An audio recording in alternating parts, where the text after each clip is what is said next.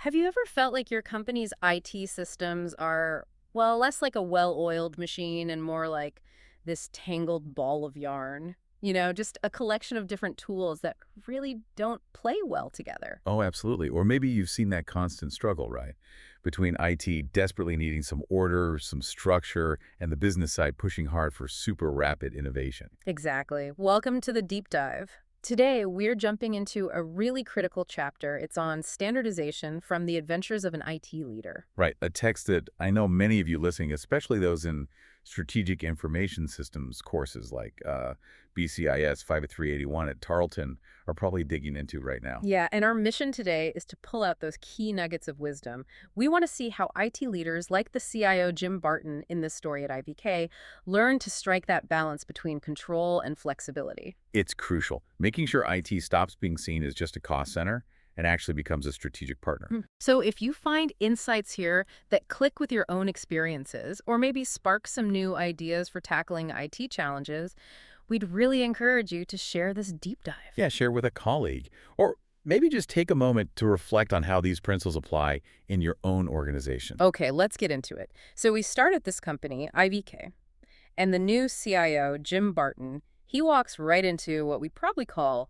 tech sprawl. Yeah, the book paints this picture of a free-for-all culture, doesn't it? Where the different business units have gotten used to just buying whatever tech they want. Without really looping IT in. Exactly. Yeah. And the result, IT is stuck supporting, I think the book says, multiple versions of just about everything. Like the example of 4 different mobile platforms they had to manage. From an IT strategy view, that just sounds like a disaster waiting to happen. Oh, it absolutely is. And it's way more than just an annoyance, Yeah. this lack of structure, this lack of governance. Like no COVID-style oversight, no real enterprise architecture board, maybe. Precisely. That absence has just caused the complexity at IVK to explode. Think about the impact you've got, these old legacy systems, loads of one-off platforms. Unratched together. Yeah, glued together with this fragile bridging code. It's not just inefficient, it represents a huge accumulation of technical debt. And technical debt isn't just money, right? Not at all. It's the hidden cost of all those past shortcuts. It continuously drains resources, slows everything down, like this constant drag on innovation. It sounds really risky. It is. It actually reminds me a lot of Charles Perrow's theory of normal accidents.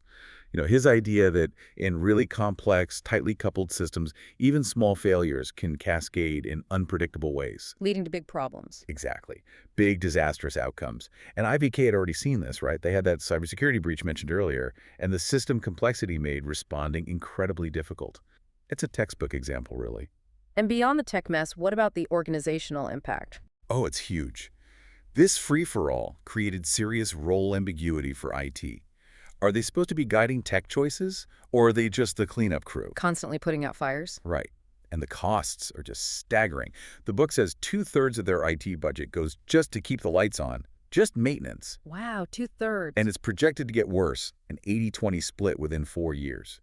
80% maintenance, only 20% for new stuff, for innovation. That's a killer for staying competitive. It's a death knell. It basically turns IT into, I don't know, a museum curator instead of an innovation architect. It absolutely strangles business agility. Makes the company slow to react. Like a massive ocean liner, as the book puts it. It gets increasingly hard to turn. Yeah. So yeah, IT is firmly stuck in that cost center box, not seen as strategic at all. And management-wise, how did it get this bad? Well, it points to a failure of past IT managers, right? They didn't or couldn't rein in such incursions. Maybe it was performance pressure. They felt they had to say yes to everything the business wanted. Or maybe they just didn't have the clout. Could be. And now the CEO, Carl Williams, he's putting serious pressure on Barton, the new guy, to fix this spending imbalance. He wants IT to contribute more to actual innovation, to the core business strategy. So, okay, you've got this company drowning in technical debt, an IT department kind of lost, and a CEO demanding big changes.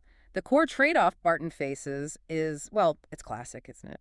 Standardization versus flexibility. It is. It's the perpetual balancing act that frameworks like ITEL and Agile are always talking about. But why is it so darn hard to actually achieve in practice, even for someone experienced like Barton? I think because fundamentally it's a people issue, not just a tech issue. Yeah. The business units, they value their autonomy, right? They often see IT as a roadblock, not a partner. Yeah, the Department of No. Exactly. And that perception points to a deeper problem, a lack of trust, weak communication.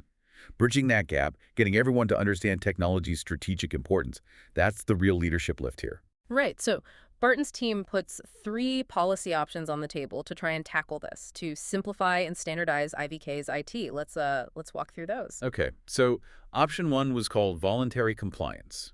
The basic idea was, business units would be politely encouraged, but crucially, not forced to follow IT standards. Trying the gentle approach first. Yeah, aiming to educate, build teamwork, treat the business units like partners, hoping they'd eventually see the light about the hidden costs of tech sprawl. It aligns pretty well with ITIL ideas about fostering a positive service culture, right?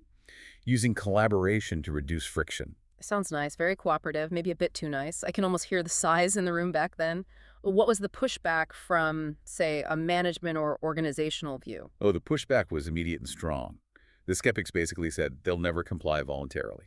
Flat out. Really? Why so cynical? Well, given IVK's history, the weak communication, the fact that business units really guarded their freedom, this approach felt like it would lead to zero actual change, just maintaining the messy status quo. So it's trying to lead without real authority when you need a bigger cultural shift. Exactly. So then you have the polar opposite.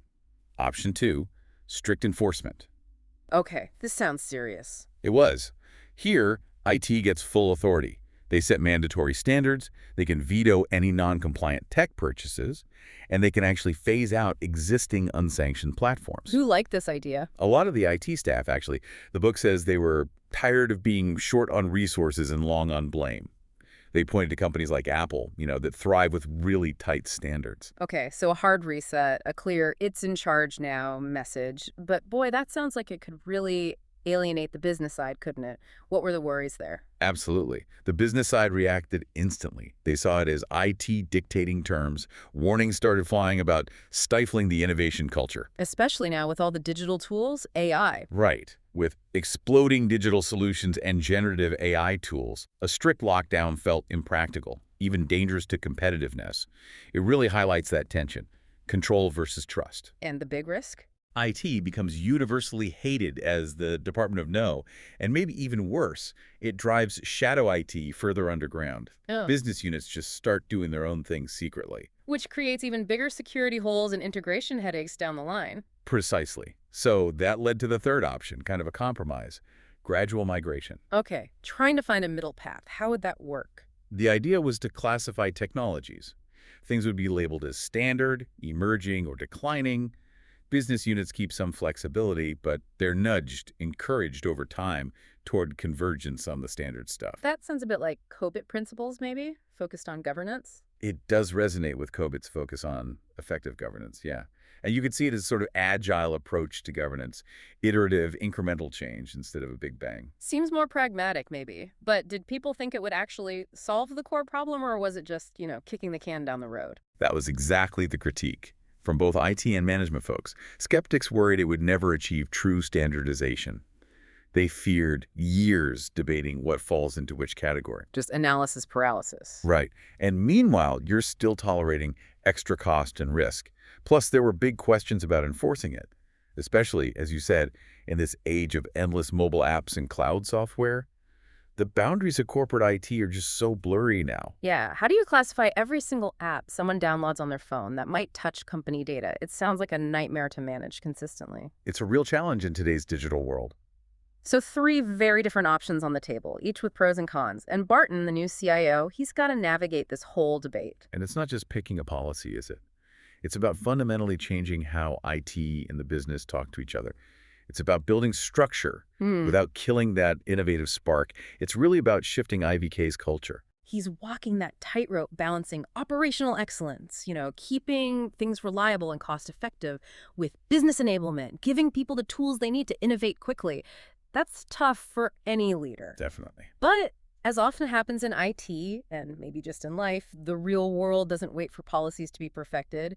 Just as they're debating all this, boom, a concrete crisis lands right on Barton's desk the very next day. It really puts all that theory to the test, doesn't it? Barton gets handed this stack of documents, and each one reveals another layer of, well, organizational breakdown. I love you. So all rooted in that poor communication and departments working in silos. What was in the sack? First, a non-standard service request, an NSSR, got escalated up. It was the head of sales wanting to replace all their salespeople's PCs Okay. With what? with a fleet of different smartphones and tablets, whatever the salespeople wanted, basically. Just choose your own device. Wow. That's definitely uncoordinated innovation happening completely off IT's radar. Totally. Then there was this email chain, a really heated back and forth between sales and procurement. What happened? Sales had just canceled all their pending PC orders. They wanted mobile devices instead. And then they dropped the bomb. They'd been working with an external consulting firm for months planning this whole mobile switch. Whoa. Without telling IT. Nope. Classic siloed innovation, a total teamwork failure. Sales clearly cooked up this whole IT revolution on their own, probably because they feared IT would just say no or take too long. It just highlights that massive trust gap again. Okay, what else was in there? This is getting juicy. Next up, a pretty alarming security report from John Cho, IVK's IT security chief. What did he find? He was warning about critical security concerns with a lot of the popular mobile devices sales probably wanted. Things like weak encryption, major risks of data leakage from different apps, no easy way for IT to manage or control them centrally, and huge problems with patching. So if they went with this sales plan, especially like a bring-your-own-device model, It would blow up the cybersecurity threats and make data governance, knowing where your sensitive data is and controlling it, an absolute nightmare. This flies directly in the face of Barton's goal of reducing complexity through standardization. yikes. Was there anything else? Oh, yeah. The final piece, an email from the CEO, Carl Williams. What did he say? Let me guess. He loved the sales idea. You got it. Williams, clearly swayed by those external consultants, was enthusiastic. And he basically tells Barton to explore whether IVK could abandon traditional computers altogether. Oh, man. Talk about pressure. Huge performance pressure on Barton, right? On one hand, don't be the stodgy CIO who blocks progress. On the other, don't let the company dive headfirst into this technological free-for-all that could completely undermine security and everything Barton's trying to fix. It really highlights the tension, doesn't it? Sales sees mobile as this wonderland of functionality. They're thinking organizational innovation, better customer engagement. Instant data access, flexibility, maybe a real competitive edge, Depending on the IT view. which is much darker. The back-end systems, they were never designed with an all-mobile workforce in mind. Critical apps would need heavy investment, massive rewrites, Leading to a potential support nightmare. Costs would skyrocket, and those security warnings from Cho, Yeah. they're huge red flags. Functionality without security is just asking for trouble. And it completely undermines the standardization effort. Absolutely. It really begs that question for any company. How do you stay agile? How do you innovate if every department just spins up its own tech stack? You end up with something fragmented, unmanageable, and ultimately deeply insecure. So what's Barton supposed to do here? He can't just shut sales down, can he? No, he really can't. That would just reinforce IT as the enemy, the Department of No. He needs to be a bridge builder. He's got to figure out how to align IT improvements with what the business, in this case sales, is trying to achieve. So diplomacy. Diplomacy is key. He needs to talk directly to the head of sales, understand their needs, maybe propose a pilot project. Or a compromise. Exactly. Like maybe limit the device choices. Okay, you can go mobile, but choose from these one or two options that IT knows we can secure and support. Like an agile pilot, maybe? Test it out small first. That's a great idea. An agile pilot project would make a lot of sense. Test the concept, learn quickly, manage the risk. It fits perfectly with ITIL's ideas about control changes, and COBIT's governance focus, ensuring IT investments align with business goals, is finding that yes, but, or yes, and here's how we do it safely. Response. It really drives home that this isn't just about the tech itself. It's so much about the people, communication, and organizational change. Absolutely. This whole crisis is just a symptom of that breakdown in business and IT alignment at IVK. Sales felt they had to go rogue. IT was blindsided, forced into reacting. So Barton sees this as more than just a mobile device problem. Oh, for sure. He recognizes it as a crucial leadership moment. How he handles this specific crisis will really set the stage for IT's future role at IVK. Can they be partners or just gatekeepers? He needs to draw on everything he knows about strategic IT. Every principle, from ITIL's process discipline for stability to Agile's adaptability for innovation and COBIT's governance focus to keep it all aligned and secure. He has to weave them together. His conclusion about standardization. Is that it's not about just saying no to new things. It's about finding sustainable, secure, well-governed ways to say yes. It's about enabling responsible innovation that actually helps the whole company succeed. That's a powerful takeaway.